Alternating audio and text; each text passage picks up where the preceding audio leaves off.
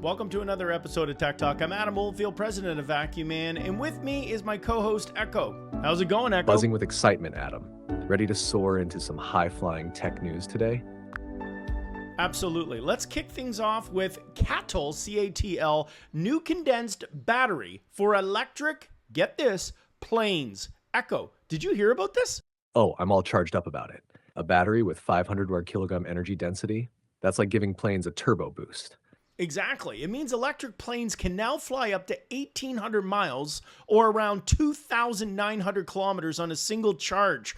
I mean, just imagine the possibilities of regional or even long-distance flights all by an electric plane. And with zero tailpipe emissions, we're talking about a major leap towards eco-friendly aviation. I'm so green with envy, I might just turn solar-powered. Easy. Slow down there, Captain. And you know what? That's not a bad idea, Echo. The tech that uses a mix of solid and liquid electrolytes for better stability and capacity is perfect for aviation. Safety first. And speaking of high flying, how about China's new HH-100 cargo drone? That thing's a beast. Right? With a payload of 700 kilograms and a range of 520 kilometers, or about 320 miles, it's set to revolutionize regional logistics and emergency services. From firefighting to weather modification, this drone is the Swiss Army knife of the skies.